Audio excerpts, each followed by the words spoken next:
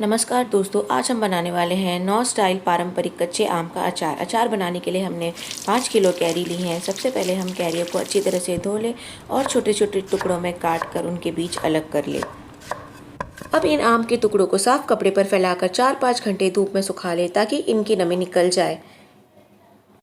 अब इन आम के टुकड़ों में हमें 100 ग्राम नमक और 2 चम्मच हल्दी डालकर अच्छी तरह से मिक्स कर लेना है और एक सूखे साफ जार में भरकर इन्हें ऊपर से कपड़ा बांधकर 1 से 2 दिन के लिए हल्की धूप में रखना है।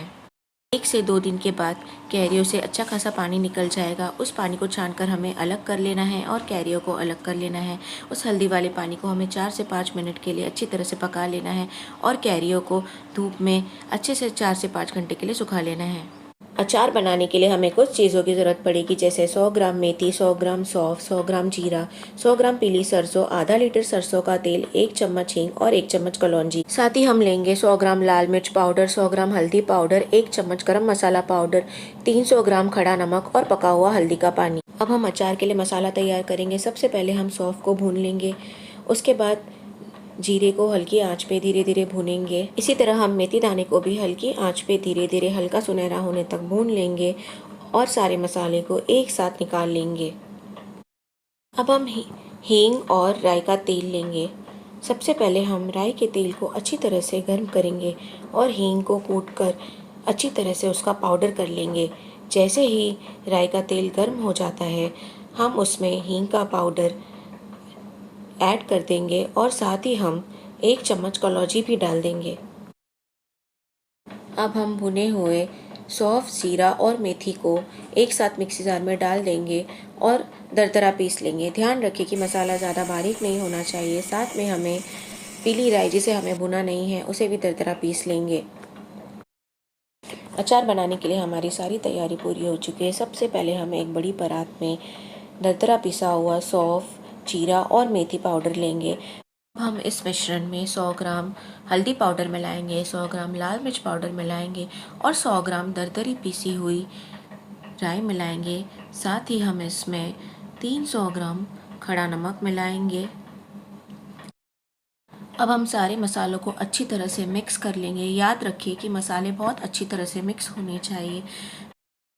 सबसे पहले हम आम के सूखे हुए टुकड़े, जिसमें हमने हल्दी और नमक लगाई थी, उसमें हम सरसों का तेल, जिसमें हमने हींग और कलौंजी डाला था, डालकर अच्छी तरह से मिला लेंगे। याद रखें कि स्टेप्स फॉलो करना बहुत इम्पॉर्टेंट है। जैसे जैसे मैं बता रही हूँ उसी तरह से आपको सारे स्टेप्स फॉलो करने हैं। अच्छी तरह से तेल को मिलाने के बाद अब हम इसमें पका हुआ हल्दी का पानी डालेंगे, जो हमें आम से मिला था। 2 दिन तक हमने जिसे नमक और हल्दी डालकर रखा था, उस हल्दी वाले पानी को हमें 5 से 10 मिनट तक उबाल लिया था। अब हम इसे सरसों के तेल के बाद अब हम इसमें हल्दी वाला पानी मिक्स करेंगे। अगर आप इसी तरह से स्टेप वाइज अचार बनाएंगे तो आपका अचार बहुत ही स्वादिष्ट बनेगा। हल्दी वाला पानी मिक्स करने के बाद हमने जो मसाला तैयार किया था, उस मसाले को अच्छी तरह से डालकर हम हमारे अचार को मिक्स कर लेंगे।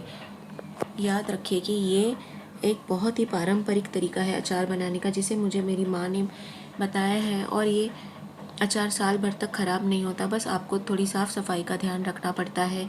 अचार कभी भी सूखे चम्मच से निकालें।